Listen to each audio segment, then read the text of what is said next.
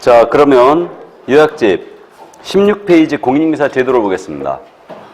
이 공사제도에서는 작년에 2문제가 출제됐기 때문에 올해는 쉬지 않을까라는 생각을 가볍게 하고 있는데, 일단 시험 시행 기관이 나옵니다. 그래서 시험의 주관처가 누구냐 이 문제인데, 공인중개사가 되려는 자는 시도지사가 시행하는 자격시험에 합격해야 한다 그랬죠. 그러니까 원칙적인 시험 시행 기관이 누구예요? 시도지사입니다. 그래서 이자가 자격증을 교부하는 거고, 그 다음에 예외적 시험 시행 기관이 바로 국토교통병원입니다. 그래서 국장이 직접 시험을 시행한다. 이때는 공인중개사 정책심의위원회 사전 의결을 거치게 돼 있죠. 그래서 의결을 먼저 거쳐야 됩니다. 그럼 이들이 시험을 직접 시행하는 게 아니고 위탁 시행을 현재 하고 있는데, 위탁 시행체는 우리 협회에서 위탁 시행이 가능하죠. 그 다음에 이제 공기업이라든가 준정미관에서 위탁 시행이 가능하죠. 그래서 일단 이렇게 하시고, 그 위탁 시행을 할 때는 그러면 관보 이사실을 고시해야 되겠네요. 관보 고시사항입니다. 자, 그래서 시험 시행처 이 정도 값만 잡아두시고요. 그 다음 이제 공인중개사 정책심의위원회가 나옵니다. 그래서 작년에 요게 이제 출제가 됐었는데 내용이 상당히 좀 어렵게 출제됐죠. 그래서 공인중개사 정책심의위원회요. 이거는 시험에 대한 전반적인 사항, 이것을 일단 결정하기 위해서 심의 의결하기 위해서 국토교통부에죠. 그래서 국토교통부에 공사정책심의를 둔다, 둘 수 있다. 둘 수 있다요. 이게 원래 둔다였는데 이명박 정부 시절에 이거 작은 정부 만든다고 위원회 제도를 전부 다 둘 수 있다로 바꾸는 거죠 지금. 그래서 둘 수 있다. 임의기관이라는 거. 그 다음 지금 위원장은 누가 하는 거예요? 우리 국토교통부 제1차관이 하는 거죠. 그래서 1차관이 일단 위원장을 하게 돼 있고요. 그럼 위원장이 직무를 수행할 수 없네요. 없을 때는 위원장이 지명한 자가 그 위원장의 직무를 대행하게 돼 있죠. 왜 그러냐면 부위원장 제도가 없어요 여기는. 그렇기 때문에 이 위원장이 지명한 자가 직무를 대행을 하게 됩니다. 그 다음에 위원회 위촉을 누가 하느냐 주의해야 되는데, 위원회 위촉은 누가 합니까? 국토부 장관이에요. 위원장이 하는 거 아니에요. 그래서 국장이 위원을 위촉하고요. 위원장 1인을 포함하죠. 1인을 포함하여 몇 명 이상? 7명 이상 11명 이내로 고사한다. 그래서 우리는 이것을 어떻게 기억했냐면 18로 기억한 거예요. 그래서 공제사업 운영위원회 위원회 수는 19명이죠. 그러니까 이걸 18로 기억했고, 그럼 지금 위원으로 위촉될 수 있는 자는 누구냐 하면요. 지금 거기 쭉 나열이 돼 있죠. 작년에 이걸 물어봤기 때문에 지금 어려웠는데, 그래서 그 비영리 민간단체 추천자, 협회 추천자, 뭐 변호사, 공인중개사, 그 다음에 이제 또 한국소비자원의 임직원, 이렇게 돼 있죠 지금. 그래서 그 밖에 이제 금융 관련 분야 학식 경험이 풍부한 자, 이런 자들이 지금 위촉이 되는데, 그래서 7명 이상 11명 이내로 구성하고요. 임기 있잖아요. 이들의 임기는 몇 년으로 한다? 2년 하고 연임할 수 있죠. 그래서 이렇게 되고요. 그 다음에 보궐위원이에요.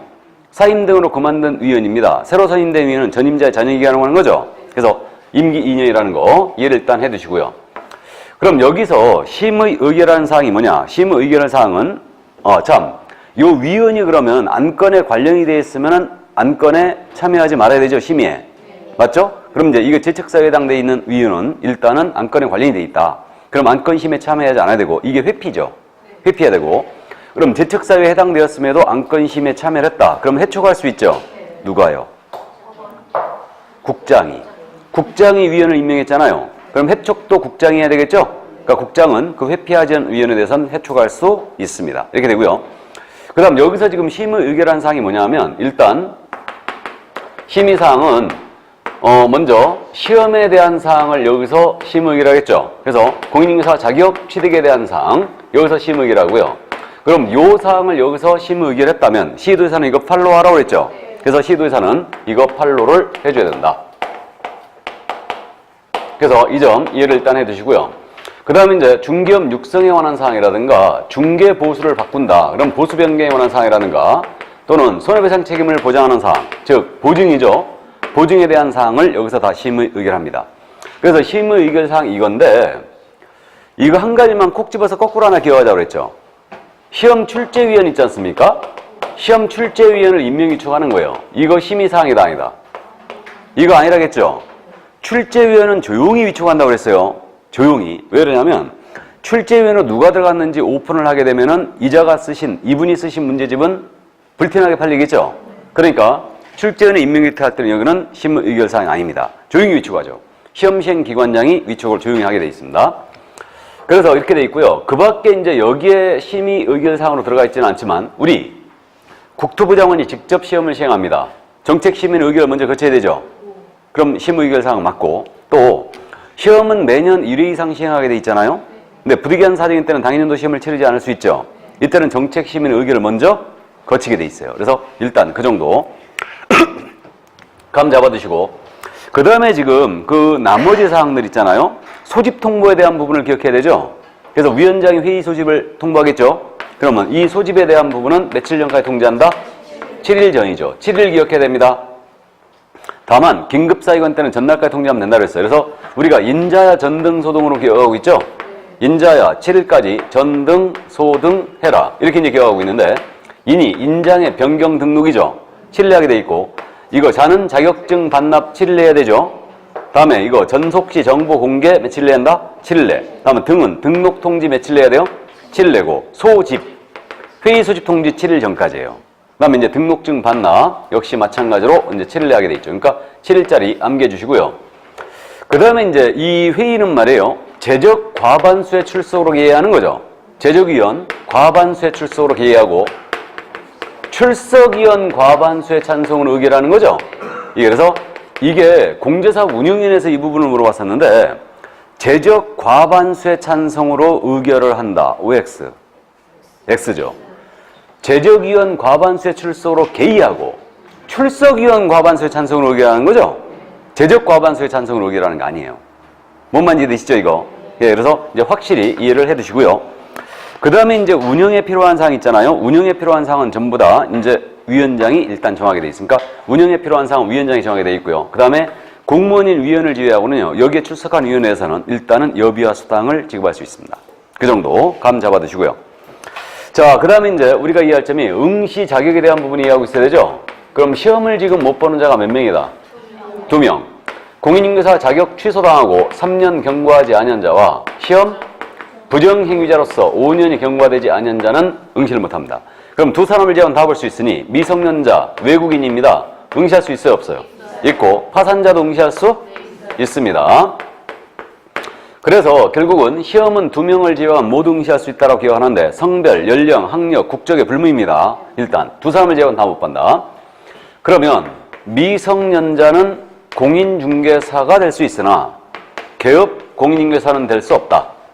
OX, 오죠. 공인중개사가 될 수 있다란 말은 시험을 볼 수 있다란 말이고 다음에 개공이 될 수 없다라는 결격이죠 지금. 그러니까 이자는 성년 될 때까지는 중개업중개사 금지예요. 그러니까 이 점 이해해 두셔야 되고 그 다음에 이제 나머지 관련 사항 같이 기억하라고 그랬는데 이거 엄청 잘 묻는다고 그랬어요. 자격을 취소한 시도의사입니다. 이자는 이 사실을 5일 내 국장 보고해야 되죠. 다른 시도에 통보도 해줘야 되죠. 며칠이라고요? 5일. 공인중개사법상 유일한 5일이 이거죠. 그러면 주의할 점은 정지처분 시. 자격정지처분 시는 5일 내 국장 보고하고 다른 시도에 통보할 일이 없다고 그랬어요. 이거 시험을 다른 데 가서 못 보게 하려고 그런 거니까. 감 잡히죠 이거? 이 점 이해해 두시고 다음에 시험 부정이자 이자의 시험은 무료 처리하고 시험 시행관이 지체 없이 다른 시험 시행관이 모두 통보하게 돼 있죠. 그래서 이건 지체 없이 통보다. 그래서 동네방네 소문 다 낸다고 그랬죠. 이렇게 돼 있고요. 그 다음에 자격 취소 먹고 3년 경과되지 않은 자는 시험 못 봅니다. 3년 동안. 이 기간 동안에 이자는 중개보조원 근무돼야 한대요. 이것도 안 된다. 근데 시험 부정이자는 5년간 응시 못하죠. 하지만 이 기간 동안 중개보조원 근무는 돼야 한대요. 되죠. 그래서 이 점 같이 이해하시고. 그러니까 여기까지 물어오면 시험은 엄청 어려워진 거고요. 일단 여기까지는 이해하고 있어야 돼요. 그래서 이 정도 이제 감을 잡아두시고요. 자, 그럼 응시작에 대한 내용을 다 봤네요. 다 봤고 이제 시험의 시기, 시험의 방법, 시험의 문제는 참고하시고 넘어갑니다. 시험 출제위원이 나오고 있는데 이 시험 출제위원은 시험 문제를 출제하고 검토하고 선정하고 채점을 담당할 자라고 되어 있죠. 그러니까 시험 출제위원은 시험 시행 기관장이 위촉합니다. 국장이 위촉하는 거 아니죠, 이거.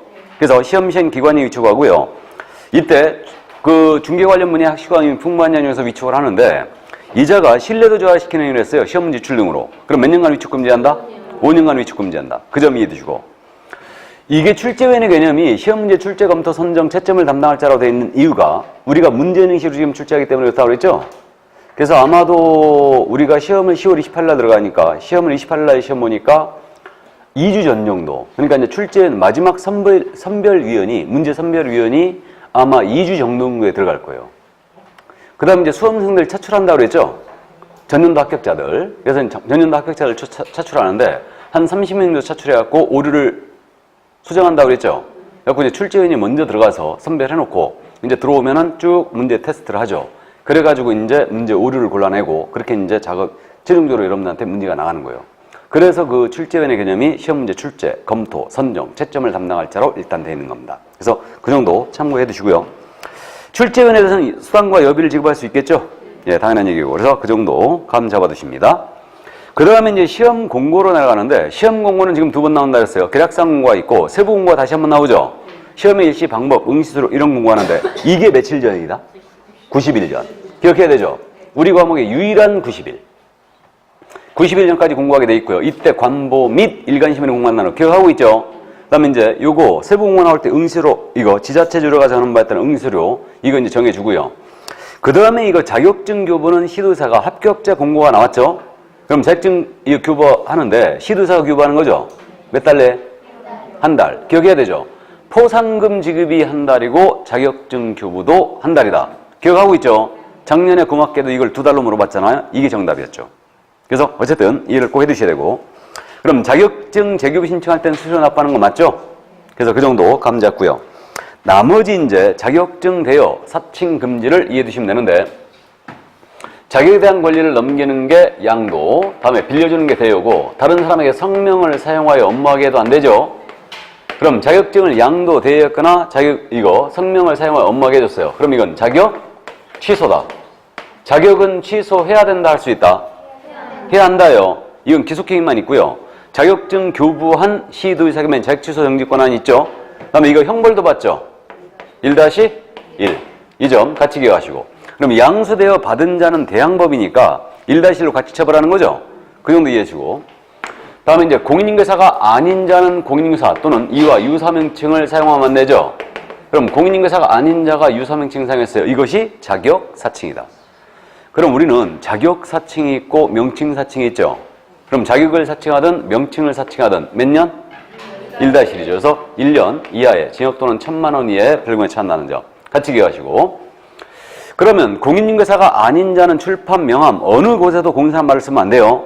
이건 중개업에 종사하든 안 하든 관계없죠. 공사가 아닌 자는 이거 쓰면 안 됩니다. 그러면 1-1이에요.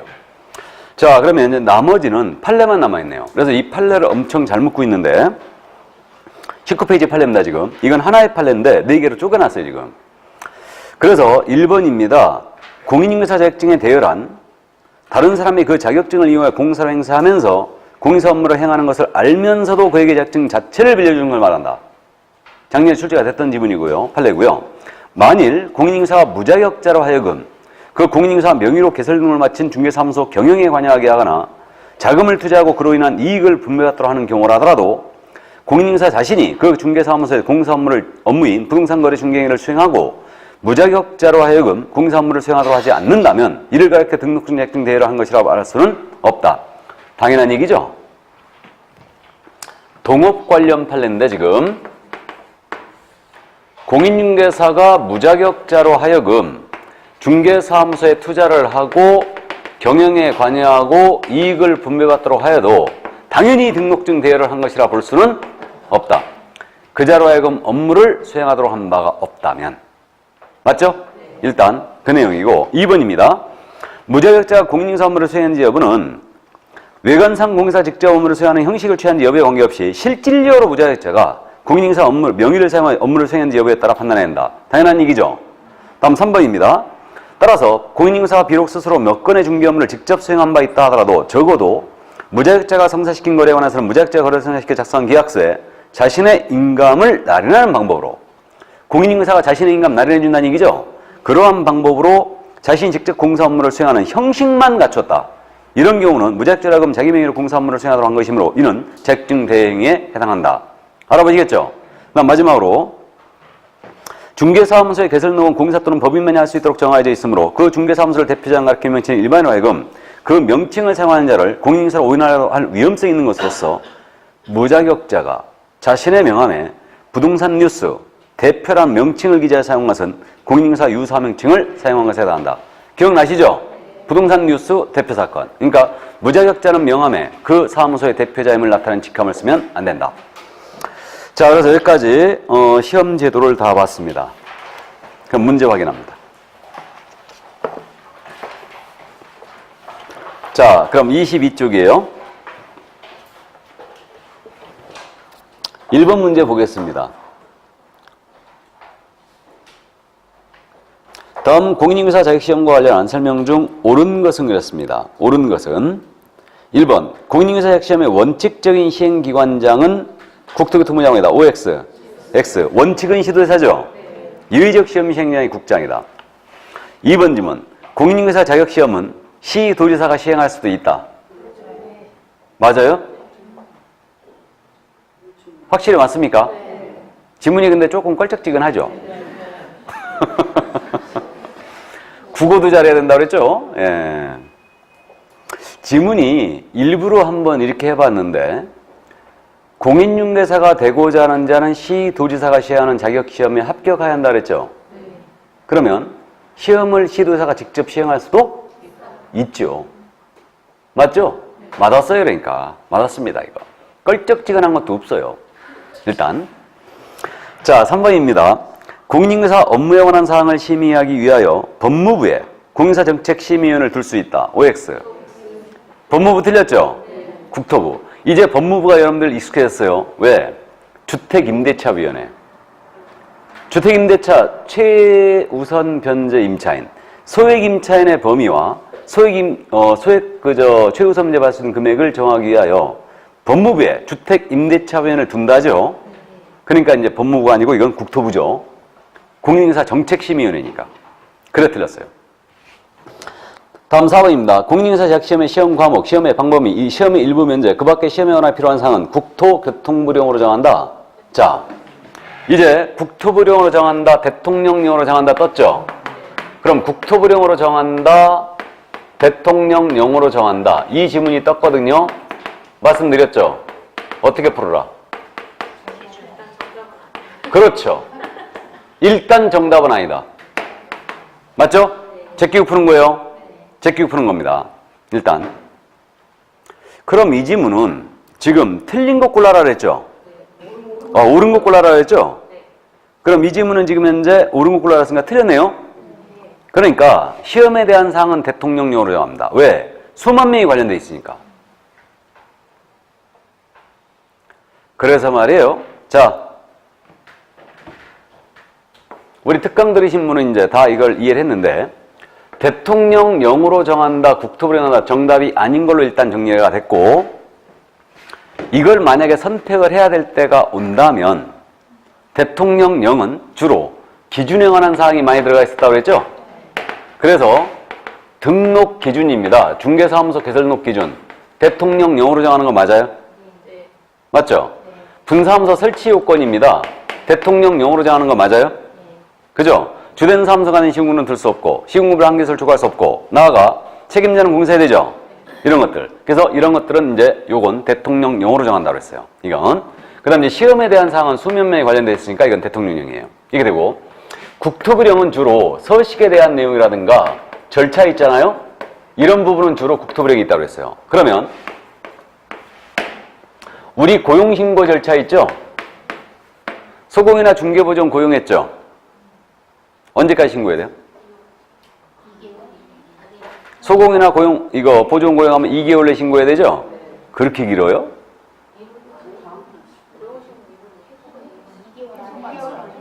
해소가 2개월, 결격을 이제 헷갈리고 있구나. 그래도 이제 감을 잡고 있네.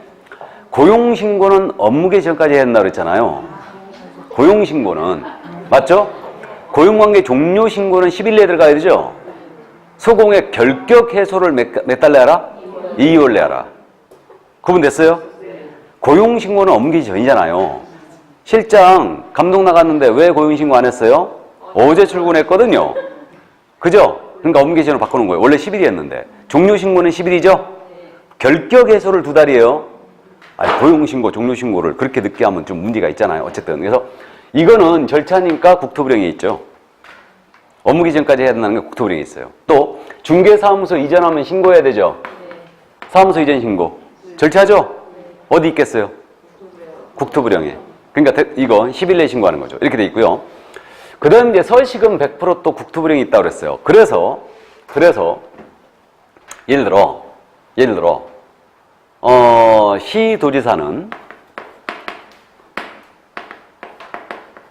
시도지사는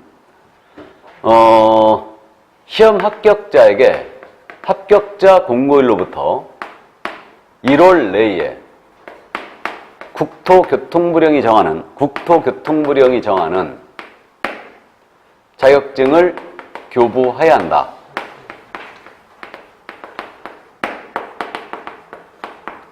맞았어, 틀렸어? 맞죠? 자격증은 양식이죠. 서식이죠. 국토부령이 정하는 자격증을 교부해야 한다. 맞죠? 국토부령이 정하는 등록증을 교부해야 한다. 국토부령이 정하는 신고필증을 교부해야 한다. 다 맞아요. 다 맞습니까? 감 잡았어요? 그러니까 이런 것들. 그러니까 이건 스킬이에요. 스킬입니다. 실력의 문제가 아니에요, 이거는. 그러니까 이제 이게 감 잡는 거죠? 감 잡는 겁니다. 그래서 일단 이게 이제 내공이 쌓이다 보면 이런 것. 그러니까 이번 순환 때 이런 스킬도 중요하고 감을 잡아 나가야 돼요. 그러니까 여러분들이 이제 문제풀이가 지나가면요. 지나간 부분들 있죠? 감을 잡아야 돼, 감을. 그러니까 뭔 얘기냐면 용어의 정의 오늘 지나왔죠? 중3을 지나왔죠? 그럼 용어의 정의 딱 하면 뭐가 중요하다? 이게 느낌이 딱 와야 돼요. 머리가 맑아져야 됩니다. 뭔 말인지 아셔요? 그러니까 용어의 정의는 핵심이 뭐다? 그 다음에 중3문의 핵심이 뭐다? 내가 어떤 부분이 약한가 판별을 해내야 돼요. 그리고 참고로 이 문제집은 굉장히 어려운 문제집입니다. 다른 중개법 선생님들이 이거 갖고 강의하시는 분들이 있는데 문제집이 전반적으로 어렵습니다. 평이 많아요. 이게. 그러니까 이제 그래서 이제 제 친구 선생은 그 중개법 그 녀석 때문에 내가 이 구렁텅이로 빠졌다고 그랬죠? 근데 그 친구 하는 얘기는 내가 그래도 가장 좋아하고 믿는 친구인데 그 친구 문제는 쓸만해요. 그 친구 문제는. 내가 그러니까 유일하게 문제 쓸만하다고 생각하는 친구가 그 친구예요. 문제가. 근데 그 친구가 야, 너무 이거 문제집에 고급 문제가 너무 많이 들어가 있는 거 아니냐? 빼라, 웬만하면 좀. 다 베끼니까, 다 베끼니까. 이게. 근데 나는 솔직히 남의 문제를 쪽팔려서 안 베끼거든요? 그게 베끼는 게 선생이 어디 쪽팔려서? 그러니까 안 베끼는데 다 베껴버려, 문제를. 그래갖고 이제, 나도 이제 이 뺏긴 문제들이 몇 개 있죠. 뭐 결격사유 같은 데서 이제 문제 뺏겼다고 내가 그랬죠. 그러니까 그런 것들이 이제 나는 이제 안 쓰는 거야. 뺏기면 잘. 그래갖고 이 문제집도 문제를 많이 출연했어요. 그러니까 어려운 지문들 많이 출연했는데 불구하고 지금 문제가 전반적으로 어려워요. 어렵습니다. 그러니까 일반 이제 다른 문제집 이렇게 이제 그거하고 이제 장난치는 지문들 많이 안 보이죠? 그죠? 이게 정통. 그러니까 원래 모의고사를 봤을 때 여러분들은 중개법 굉장히 장난치는 느낌 많이 들죠?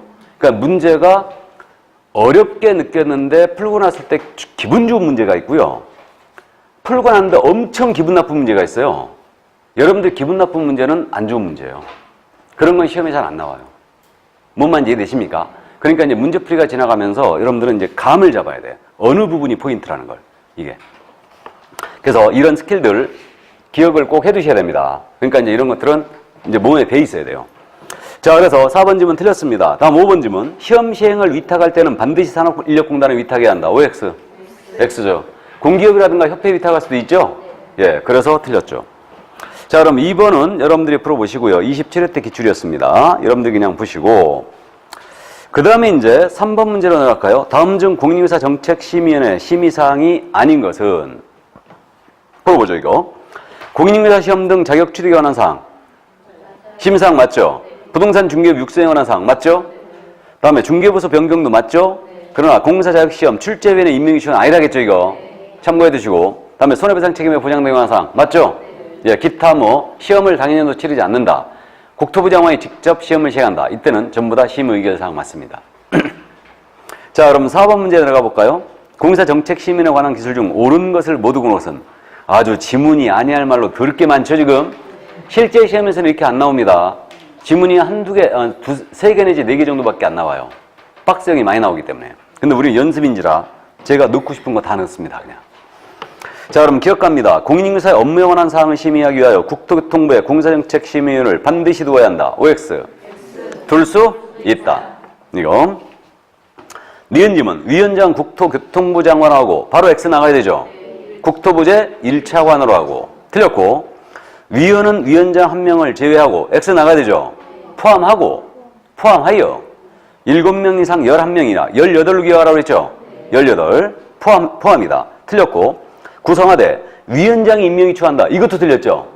위원장 틀렸죠. 국토교통부 장관이 임명이 추하는 거죠. 세 군데 다 틀렸어요. 제가 하고 싶은 얘기가 이 세 가지 다였습니다. 그래서 한 문장으로 틀린 거 다 연습한 거예요, 지금. 자, 다음 디귿입니다. 위원 본인이 재척사유에 해당하는 것은 스스로 해당한 건의 시임 의결에서 회피해야 되고 이를 위반한 것은 해촉할 수 있다. 맞죠?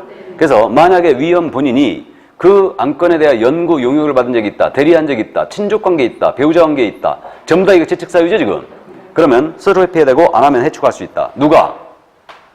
국장이 해촉할 수 있죠. 위원장이 해촉할 수 있는 거 아니에요. 위원의 임명 위촉권자가 바로 국장이기 때문에.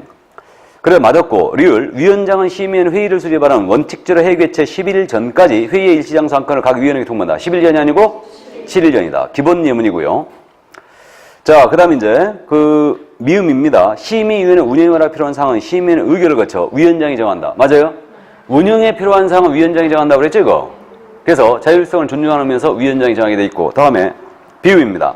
심의위원회 위원회 임기는 공무원이 위원을 제외하고 2년으로 하되, 맞아요? 예, 위원 2년으로 하고, 위원회 사임 등으로 새로 위촉된 위원회 임기는 전임위원 임기에 남은 기간 한다. 맞습니까? 예, 그래서 정답은 옳은 거라고 그랬죠, 지금? 디귿, 미음, 비읍인가요? 1번이 정답이었습니다. 자, 그러면 5번 문제는 여러분들이 이제 풀어보시기 바랍니다.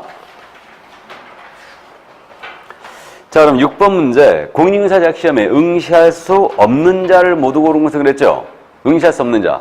응시할 수 없는 자 몇 명뿐이에요? 2명뿐이에요. 그러면 지금 2개가 있는 것은 1번뿐이네. 맞죠? 자, 그러면 미성년자 응시할 수 있죠? 하지만 야는 보조원 근무할 수는 없죠? 2번 공사적 취소 처분을 받고 3년이 경과되지 않은 자 응시할 수 없죠? 야는 보조원 근무도 못하죠? 다음에 디귿입니다. 자격시험 부정행위를 처분을 받고 5년이 경과되지 않은 자 응시할 수 없죠? 야는 보조원 근무는 되죠? 다음에 리을 공사법 위반하여 300만 원 이상의 벌금형을 받고 3년이 경과되지 않은 자예요. 시험 볼 수 있나요? 있죠. 그러나 야는 이 기간 동안 중개보조원 근무할 수는 없다. 결격이에요. 결격입니다. 다음 미음 대한민국 국적이 없는 자입니다. 시험 볼 수 있나요? 있죠. 있습니다. 그래서 결격 사유자라도 원칙적으로 시험 볼 수 있다. 그래서 정답은 니은 디귿이었습니다. 자, 그럼 7번 문제 내려가 볼까요? 틀린 것은 그랬는데 1번입니다. 공인인사 정책 시민을 시험에 관한 사항을 정한 경우는 시도사는 이에 따라야 한다. 맞습니까? 이걸 작년 시험에서 중개 보수 변경에 관한 사항을 정하는 이에 따라야 한다. 이렇게 내버린 거 아니에요. 시험에 관한 사항을 정할 때는 팔로우 하는 거죠? 중개 보수 변경이 아니에요. 그래서 시험, 자격 취득에 관한 사항을 정한 경우는 팔로우 해줘야 됩니다. 보수 변경이라든가 이런 거는 아니에요. 자, 그래서 1번 맞고요. 2번입니다. 국토교통부 장관이 직접 시험 문제를 출제하는 경우는 공사정책 시민의 사후 의결을 거쳐야 한다. OX, X. 사후 의결이 아니고 사전 의결이죠. 기출지문이고 이것도. 사전 의결을 거쳐야 돼요. 다음에 3번입니다. 시험을 시행하는 시도의사 또는 국토교통부 장관은 시험에서 부정한 행위를 한 응시에 대해서는 그 시험을 무효로 하고 지체 없이 이를 다른 시험 시행관에 통보해야 한다. 맞습니까? 예, 그래서 3번 역시 맞고. 4번 2012년 10월 24일에 공사적 시험에 부정의 처분을 받은 자는 2017년 10월 23일까지 시험 응시하기 정지된다. 맞아요? 초일 산입이니까 5년간 응시학 정지시키잖아요. 그럼 12년 10월 24일 날 정지됐으니까, 부정의 처분을 받았으니까 17년 10월 23일까지 하는 응시 정지예요. 그럼 이번 시험 볼 수 있나요? 이따 봐야 되죠. 8월 달에 원서 접수를 하지만 볼 수 있다고 봐야 될 것 같습니다. 일단 맞았어요, 그럼. 자, 다음 5번입니다. 파산자는 공인인계사가 될 수 있으나, 맞아요? 파산자 시험 볼 수는 있죠? 공인인계사가 될 수 있다 없다의 문제는 시험을 볼 수 있다 없다의 문제예요. 공인인계사 될 수 있죠? 그러나 야는 중개업 종사는 금지죠? 소속공사는 될 수 없어요. 중개보조원 될 수 없죠? 개혁공사도 될 수 없습니다. 자, 그래서 정답 2번이었습니다. 그럼 8번 문제는 여러분들이 풀어보시고 9번 문제로 가볼까요? 출제위원.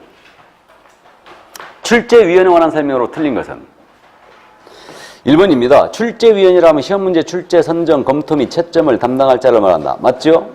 2번 출제위원은 국토교통부 장관이 임명 또는 위촉한다. 이거 시험시행기관장이죠? 어려운 질문인데 이렇게 이해하세요. 시험 제도에서 국토부 장관이 홀로 나오는 것은 공인인증사 정책심의위원회 뿐이에요. 다시 시험 제도에서 국토부 장관이 홀로 나오는 것은 공인인증사 정책심의위원회 뿐이다. 공인인증사 정책심의는 국토부에 두고 국토부 장관이 임명 위촉하는 거예요. 위원을 다. 이해되십니까? 나머지는 전부 다 시험시행기관장으로 이해하시면 돼요. 그럼 출제위원회 임명 위촉 누가 한다? 시험시행기관장이.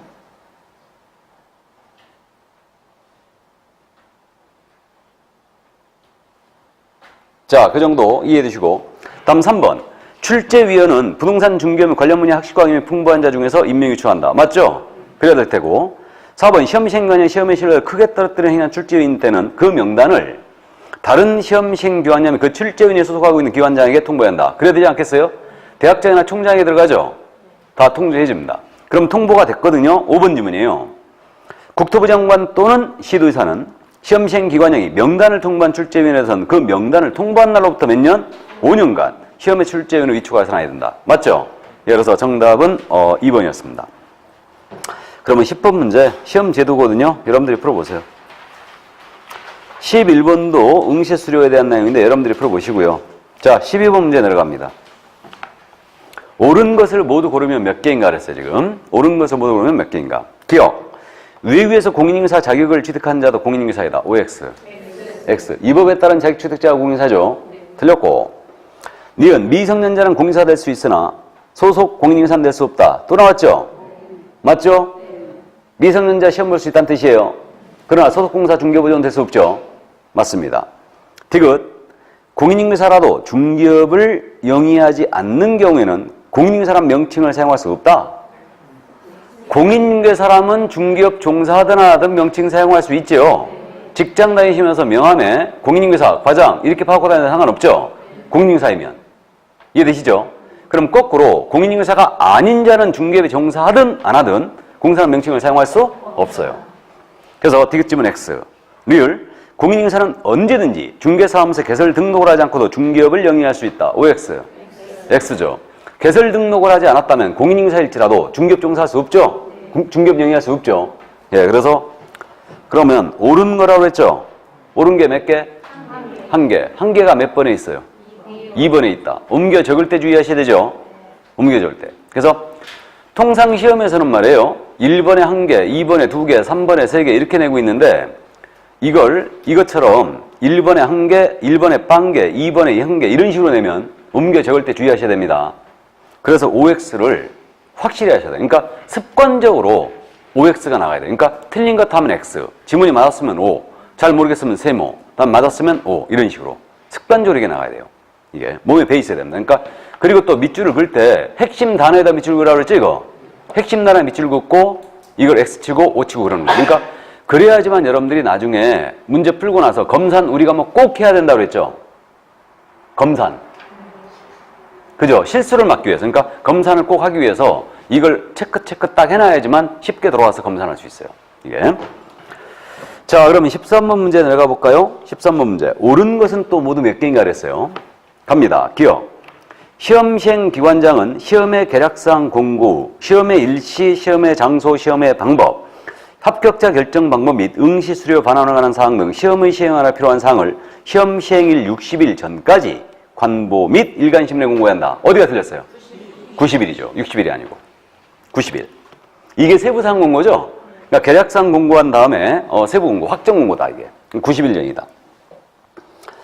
아마 7월 이달에 나오죠. 세부 공고가. 지금 117일이니까 90일 전까지 나와야 되죠.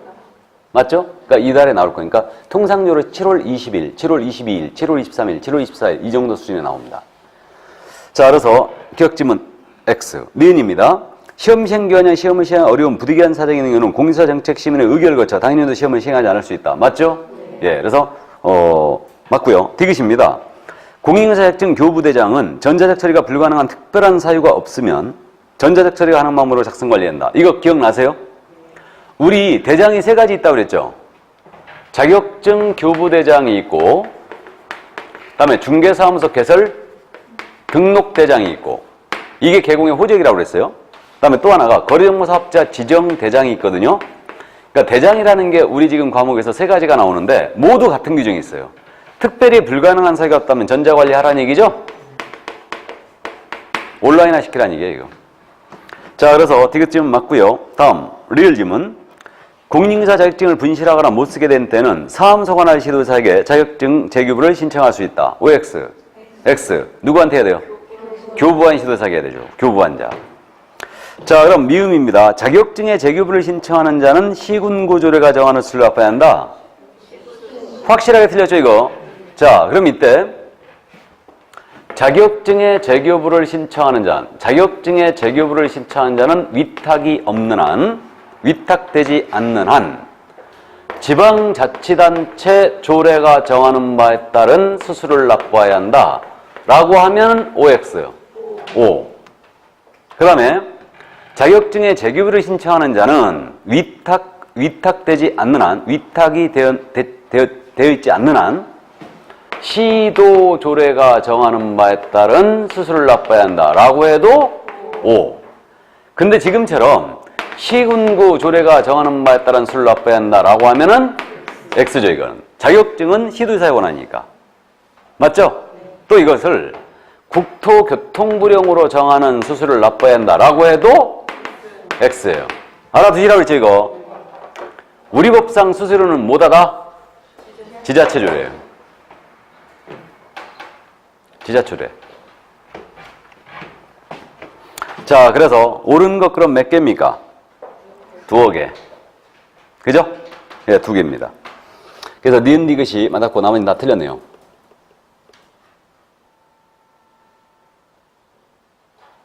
자, 그러면 14번 문제는 여러분들이 풀어보셔도 될 것 같네요.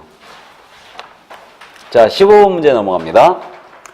그 공인중개사에 대한 설명 중 틀린 것은 그랬어요. 1번입니다.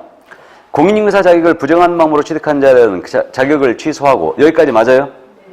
자격 취소 맞죠? 3년 이하 직 또는 3천만 원의 벌금에 처한다. 틀렸죠? 이거 제가 아주 즐겨 쓰는 질문이라고 그랬죠, 이거?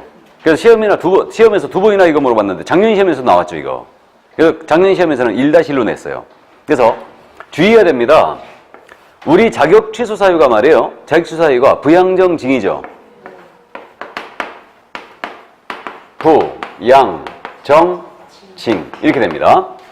우리 3년짜리 징역 사유 있잖아요. 무, 부, 증, 지, 토다 이렇게 됩니다. 이 부와 이 부는 틀린 부죠. 이거는 부정한 방법으로 자격을 취득했을 때 맞죠? 이 부는 부정한 방법으로 중개사무소 개설 등록을 했을 때 이건 필요적 등록 취소의 3-3이죠 이거. 그러니까 야는 신고한 포상금 주는 거예요. 근데 부정 취득은 형벌이 있다 없다? 없다. 앞에 거 보이는데 보고 써야 된다고 그랬죠? 그렇다고 3년 콩밥 먹여야 되는 거 아닙니다. 맞죠? 그러니까 이건 형벌이 없어요. 부정 등록은 필체 3년이에요, 이거는. 그래서 부정 등록만 필체 3년이다. 그럼 이거 양이 뭐예요? 양도 돼요. 다른 사람에게 성명을 사용하여 업무하겠을 때 자격 취소. 그다음에 정이 뭐예요? 정. 정은 정지 아니면 정보 둘 중에 하나죠. 정지겠어요? 정보겠어요? 정지겠죠. 자격정지죠? 자격정지 중 중개 업무했다. 그럼 자격 취소하는 거죠. 또 자격정지 중 또 하나가 뭐예요? 이중소속을 했다. 기억납니까? 그냥 평상시 이중소속은 자격정지라고 그랬죠? 근데 자격정지 기간이 있는 소공이 이중소속, 양다리 걸쳤다면 이건 업무함과 똑같다고 그랬죠? 자격 취소. 그 다음에 이거 징은 뭐예요? 징역형. 징역형 선고인데 무슨 법 위반? 이법 위반이에요. 이걸 주의해야 돼요. 이법 위반 징역형 선고입니다. 이때 우리 공인중개사법 위반 징역형뿐만 아니고 집행유예 받아도 자격 취소죠 이거? 집행유예 징역형 선고가 있다고 그랬으니까 집유 포함이에요. 이 점 주의하시고 자격취소에 꼭 암기하고 있어야 돼요. 자격정지, 자격취소는 무조건 암기하고 있어야 됩니다. 암기 꼭 하고 있어야 되고. 물론 이제 암기하시게 될 거고요. 무는 뭐예요? 3년짜리 무등록 중개업. 맞죠? 야, 돌은 포상금 주는 거죠, 지금? 이렇게 되고, 증서중개, 매매업. 직접 거래. 쌍방대리죠? 직상. 금지 중에 3년짜리. 쌍방대리. 그 다음에 투는? 투기조장이. 이렇게 됩니다. 그래서 1번 질문 틀렸어요. 공인인사 자격을 부정한 마음으로 시식하는 이상 자격을 취소합니다. 여기까지 좋았어요. 3년 이하 적도는 3천만 원의 벌금을 찬다. 이게 틀렸어요, 이게. 헷갈리면 안 됩니다. 주의하셔야 되고. 2번. 공인인사 자격증에 대여한 다른 사람이 그 자격증을 이용하여 공사 행사하면서 공사 업무를 행하는 것을 알면서도 그 자격증 자체를 빌려주는 것을 말한다. 맞죠? 작년에 출시가 됐고. 3번. 공인인사 비록 스스로 몇 건의 중개업무를 직접 수행한 바 있다 하더라도 적어도 무자격자가 성사시킨 거래에 관해서 무자격자 작성 계약서에 자신의 임금을 나열하는 방법으로 자신이 직접 공사 업무를 수행하는 형식만 갖췄다. 이건 실질은 자격증 대여라고 그랬죠. 그래서 다음 4번입니다. 공인인사가 아닌 자는 공사 또는 이하 유사명칭을 명함, 간판 뿐만 아니라 출판물 등에도 사용해서는 안 되죠. 쓰게 되면 일다실, 자격사칭이 되는 거고. 5번입니다. 자격증의 양도 대여 행위는 유상으로 행해진 경우뿐만 아니라 무상으로 행해진 경우에도 처벌이 가능하다. 맞아요? 자격증 양도 대여 행위는 유무상을 따지지 않죠? 예, 유무상을 따지지 않습니다. 예, 정답 1번이었어요. 자, 그럼 이제 16번 24회 기출이죠. 보겠습니다. 아주 어려웠죠, 문제가. 옳은 것은 그랬는데 정답을 근데 2번에 쓸 수밖에 없었어요. 1번 갑니다. 공인인사증은 특정 업무를 위하여 일시적으로 대여할 수 있다. OX. 틀렸고. 2번. 무자격자인 을이 공인중개사 간명의의 중개사무소에서 동업 형식으로 밑줄 긋고 중개 업무를 한 경우 을은 형사처벌 대상이 된다. 잘 모르겠고. 세모. 3번입니다. 공인중개사 자격증을 대여받은 자가 임대차 중개를 의뢰한 자와 직접 거래의 당사자로서 임대차 결제를 하는 것도 중개행위에 해당한다. OX. X. 이 판례 했죠? 직접 당사자로서 오피스텔 임대차 계약했어요. 이건 중개행위 아니라고 그랬죠? 다음 4번 질문. 무자격자 공사 업무를 수행한지 여부는 실질적으로 무자격자가 공사 명의를 사용하여 중개 업무를 수행한지 여부에 상관없이 외관상 공인중개사가 직접 업무를 수행하는 형식을 취한지 여부에 따라 판단한다. OX.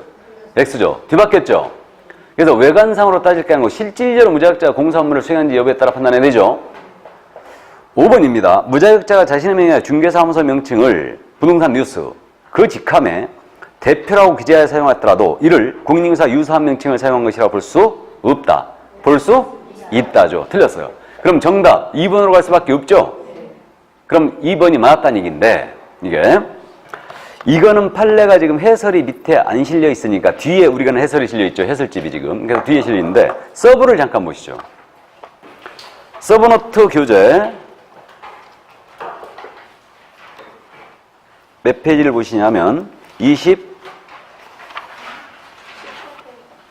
아니에요.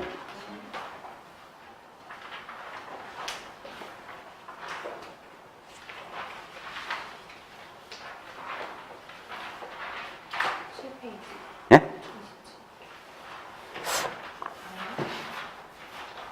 이 판례를 내가 여기다 안 실었네? 동업 형식으로 한 판례인데. 아, 맞네. 27페이지 3번 판례. 27페이지 3번 판례 찾았어요?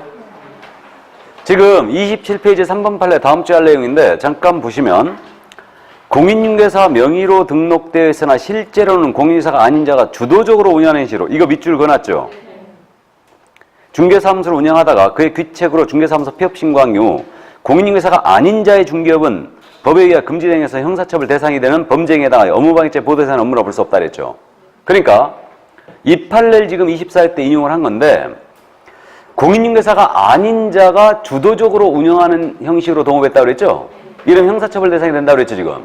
근데 문제집을 보세요. 다시 2번 집을 보면 무자격자인 을이 공인중개사 간명의 중개사무소에서 동업 형식으로 중개업무를 한 경우 을은 형사처벌 대상이 된다 그랬죠 이거. 주도주의라는 말이 빠졌잖아요. 그래갖고 24회 때 이거 이의신청 들어갔는데 안 받아줬어요. 판례다 그래갖고. 그러니까 지금 동업 관련 판례가 지금 이 판례하고 이 판례가 있었어요. 그러니까 무자격자로 하여금 중개사무소에 투자하고 경영에 관여하고 이익을 분배받도록 하여도 그자로 하여금 업무를 수행하도록 한 바가 없다면 당연히 처벌 대상이 되는 것은 아니다. 근데 이 판례는 무자격자로 하여금 공인중개사가 아닌 자죠. 지금 무자격자로 하여금 주도적으로 운영하는 형식으로 동업했어요. 주도적으로 운영하는 형식으로 동업했습니다. 그럼 이것은 처벌 대상이 된다라고 그랬죠. 이거. 그러니까 구분을 그렇게 할 수밖에 없어요. 그러니까 지금 문제는 24대 문제는 동업 형식으로 내버린 거 아니에요. 지금 동업했다야 당연히 처벌 대상이 되는 건 아니죠. 근데 무자격자로 하여금 주도적이란 말을 빼먹은 거예요. 이거를. 그래갖고 이때 시험이 어려웠는데 2번을 쓸 수밖에 없었어요. 다른 건 다 틀렸거든. 다 맞았나? 다 틀렸죠. 그러니까 이걸 쓸 수밖에 없었는데 그래도 어려웠습니다. 이게. 그러니까 우리가 판례를 그렇게 이해하면 되겠네요. 그럼 무자격자로 하여금 중개사무소에 투자하게 하고 경영에 관여하고 이익을 분배하더라 해도 당연 처벌 대상이 되는 것은 아니다. 당연히 등록증 대여로 볼 수 없다고 그랬죠. 또 근데 무자격자가 주도적으로 운영하는 형식으로 동업했어요. 이때는 처벌 대상이 되는 거죠. 그렇게 이해하면 돼요. 어렵죠? 어렵습니다. 그러니까 이제 판례를 인용했을 때 정확하게 떼어서 인용을 해줘야 되는데 이런 식으로 인용하면 우리가 낭패를 보죠. 그러니까 판례를 정확하게 이해할 수 있는데 근데 민법에서 이런 식으로 많이 낸다면서요. 중간을 툭툭 끊어갖고 판례를 내버린 거. 그죠? 예. 자, 그럼 여기까지 하고요. 17번 문제 우리가 기본서에서 풀어봤던 문제죠. 그러니까 여러분들이 풀어보시기 바랍니다. 그럼 오늘은 여기까지만 할까요? 그럼 다음 주에는 이제 개설 등록을 나가도록 해봅니다. 예습은 1시간 넘기지 말라고 그랬어요. 하시더라도 전날 하는 게 맞습니다. 뭔 말인지 아시죠? 오늘 한 것은 오늘 복습을 바로 끝내야 돼요. 그래서 오늘 복습을 하시되 일단은 그 문제 안 풀어둔 문제는 쭉 한번 풀어보시고 이해가 안 되는 것은 서브노트를 가볍게 잡고 복습을 너무 시간을 오후 내내 하려 하면 안 되죠. 뭔 말씀인지 이해되시죠? 그러니까 시간을 효율적으로 활용하라는 얘기입니다. 고생 많으셨고요. 다음 주에 건강한 모습을 뵙겠습니다. 수고하셨습니다.